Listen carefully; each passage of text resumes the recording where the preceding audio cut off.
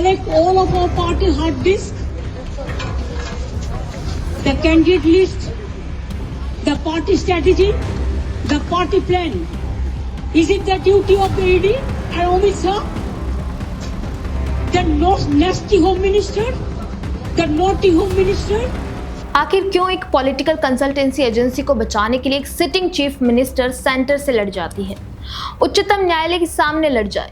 कोई तो ऐसी वजह होगी जिसके कारण एक सिटिंग मुख्यमंत्री चल रही रेड को बाधित कर अपनी पुलिस के बल पर डॉक्यूमेंट्स ले जाएंगी। सवाल बहुत है, लेकिन इनका जवाब देने से पहले एक रीसेंट न्यूज पढ़ लेते हैं। कुछ दिनों पहले बंगाल में पहले चरण के मतदान के तुरंत बाद कांग्रेस के वेटरन नेता बहरामपुर से मेंबर ऑफ पार्लियामेंट रह चुके अधीर रंजन चौधरी ने आरोप लगाया था कि आईपैक एम्प्लॉइज मुर्शिदाबाद में कांग्रेस कैंडिडेट्स के घर गए और उनसे अभिषेक बनर्जी की बात करवाई, और इसी बातचीत में टीएमसी के सेकंड इन कमांड ने उन कैंडिडेट से आग्रह किया कि जीतने के बाद टीएमसी को सपोर्ट करें, उन्हें जरूरत पड़ेगी। चलिए एक मिनट के लिए इस आरोप को काल्पनिक मान लेते हैं, लेकिन अगर किसी को जाना ही था तो टीएमसी के वर्कर्स क्यों नहीं गए? क्या एक पॉलिटिकल कंसल्टेंसी का काम कैंडिडेट सेट करना होता है? बस यही से सवाल फिर खड़ा होता है कि ममता बनर्जी ने एक एजेंसी के लिए इतना रिस्क क्यों लिया? इन जवाबों को पाने के लिए थोड़ा सा रिवाइंड कर 2019 लोकसभा चुनाव से शुरू करना होगा। 2019 के लोकसभा चुनाव में भाजपा ने 42 में से 18 सीटें जीतकर एक बात साफ कर दी थी कि दीदी का किला भेदा जा सकता है,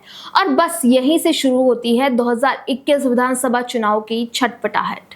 enter Indian political action committee यानी आईपैक। 2013 में सिटीजन्स फॉर अकाउंटेबल गवर्नेंस के नाम से शुरू हुई यह संस्था, जिसे पॉलिटिकल स्ट्रेटेजिस्ट प्रशांत किशोर ने खड़ा किया था। इसके डायरेक्टर्स में थे आईआईटी बॉम्बे के प्रतीक जैन, आईआईटी कानपुर के ऋषि राज सिंह और एनएलआईयू भोपाल के विनेश चंदेल। आईपैक का ट्रैक रिकॉर्ड शानदार था। 2021 में ममता बनर्जी की जीत हुई, लेकिन आईपैक बंगाल से नहीं गई, बल्कि 2026 तक इसका कॉन्ट्रैक्ट एक्सटेंड हो गया, और यहीं से असली कहानी शुरू होती है।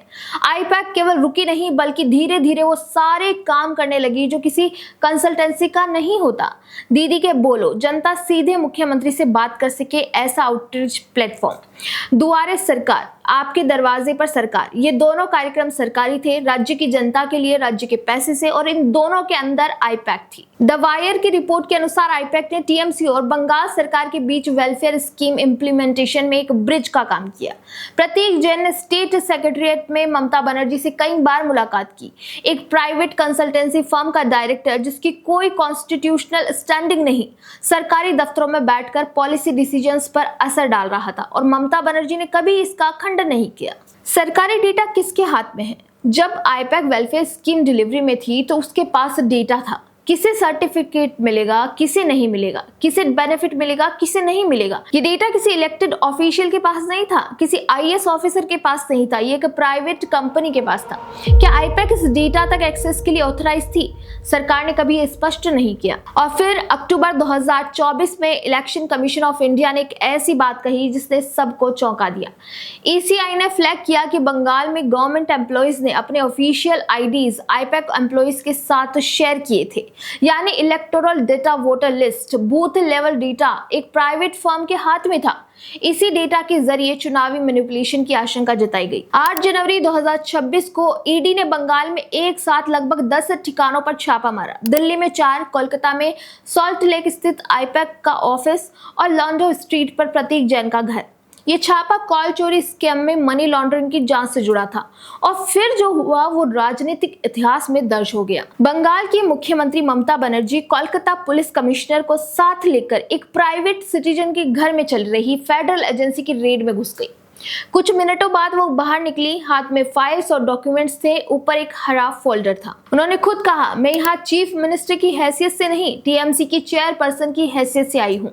लेकिन सवाल यह है कि अगर आईपैक सिर्फ एक प्राइवेट पॉलिटिकल कंसल्टेंसी है तो उसके डायरेक्टर के घर में ऐसे डॉक्यूमेंट्स क्यों थे जिन्हें बचाने के लिए एक चीफ मिनिस्टर को खुद आना पड़ा? सीपीआईएम के स्टेट सेक्रेटरी एमडी सलीम ने सीधा कहा, आईपैक का रियल ओनरशिप अभिषेक बनर्जी के पास है, प्रतीक जैन सिर्फ एक चेहरा है, इसीलिए ममता बनर्जी को खुद जाना पड़ा। 8 जनवरी के दिन जब ईडी की रेड हो रही थी, कांग्रेस के सीनियर नेता अधीर रंजन चौधरी ने पीटीआई को एक बयान दिया जो सीधे इस स्क्रिप्ट का सबसे अहम हिस्सा है। उन्होंने कहा कि आईपैक टीएमसी की आंखें और कान है। ये एक कॉर्पोरेट एंटिटी है जो टीएमसी की जीत के लिए हर संभव काम करती है पैसे के बदले। और फिर उन्होंने वो आरोप लगाया जो आईपैक को सिर्फ इलेक्शन कंसल्टेंसी नहीं बल्कि एक पॉलिटिकल वेपन साबित करता है। उन्होंने कहा कि प्रतीक जैन की सलाह पर ही टीएमसी ने गुजरात से एक प्रसिद्ध क्रिकेटर को मुर्शिदाबाद एक मुस्लिम मेजॉरिटी डिस्ट्रिक्ट में उतारा। मकसद मजहबी पहचान का इस्तेमाल करके अधीर रंजन चौधरी को हराना। वो क्रिकेटर थे यूसुफ पठान। और फिर उन्होंने एक और आरोप लगाया, आईपैक की सलाह पर ही टीएमसी एमएलए हुमायूं कबीर को मुर्शिदाबाद में राइट्स ऑर्गेनाइज करवाने के लिए इस्तेमाल किया गया ताकि हिंदू वोट्स बीजेपी की तरफ शिफ्ट हों और कांग्रेस कमजोर हो जाए। यानी आईपैक सिर्फ कैंपेन नहीं बनाती, ये तय करती है कि वोट्स कहां जाए, कौन जीते कौन हारे। चुनाव से 2 हफ्ते पहले 13 अप्रैल 2026 को ईडी ने आईपैक के डायरेक्टर और 33% शेयर होल्डर विनेश चंदेल को पीएमएलए के तहत गिरफ्तार किया कोल चोरी केस में। टीएमसी ने इसे चुनावी धोखा करार दिया और इसी दौरान एक और बात सामने आई। अप्रैल 2026 तक आईपैक का सॉल्ट लेक ऑफिस बंद था, सारे डेस्क खाली थे, सिर्फ एक सिक्योरिटी गार्ड। आईपैक ने खुद चुनाव तक ऑपरेशनल हॉल्ट घोषित कर दिया। एक ऐसी संस्था जो सरकार की आंखें और कान थी, चुनाव के ठीक पहले कथित तौर पर जमीन के नीचे चली गई। ऐसे में जो अधीर रंजन चौधरी ने आईपैक कर्मचारियों पर आरोप लगाए हैं वह और गहरे हो जाते हैं, क्योंकि भले ही ऑफिस बंद करने का नाटक हुआ लेकिन आरोपों के अनुसार अब आईपैक कर्मचारी अपनी आइडेंटिटी छिपाकर काम कर रहे हैं। एक पॉलिटिकल कंसल्टेंसी जिसका काम था कैंपेन बनाना, वो अब दूसरी पार्टीज के कैंडिडेट्स को तोड़ने के लिए घर घर जा रही है, जिसके डायरेक्टर्स के घर से गवर्नमेंट फाइल्स मिले, जिसके एम्प्लॉयज के पास सरकारी आईडीज थे, जो वेलफेयर स्कीम्स डिलीवरी में थी, जो तय करती थी किसे सर्टिफिकेट मिलेगा किसे नहीं। वापस उसी सवाल पर, तो आखिर क्यों एक सिटिंग चीफ मिनिस्टर एक प्राइवेट कंसल्टेंसी को बचाने के लिए सुप्रीम कोर्ट तक लड़ी? क्यों उन्हें खुद जाकर वो फाइल्स लानी पड़ी? अगर आईपैक सिर्फ एक कंसल्टेंसी थी तो जवाब आसान होता, लेकिन अगर आईपैक वो था जो फॉर्मर टीएमसी राज्यसभा एमपी और सीनियर ब्यूरोक्रेट जवाहर सिरकार ने कहा था कि एक पैरेलल सेटअप हर ब्लॉक ऑफिस में, हर पंचायत में, हर डिस्ट्रिक्ट में, तो फिर उन फाइल्स में वो सब था जो एक पैरेलल सरकार के पास होता है। और इतिहास गवाह है, पैरेलल सरकारें कभी डॉक्यूमेंट्स खोना बर्दाश्त नहीं करती। आपकी इस बारे में क्या राय है, हमें कमेंट करके जरूर बताइए। वीडियो पसंद आए तो लाइक, शेयर एंड सब्सक्राइब करना ना भूलें।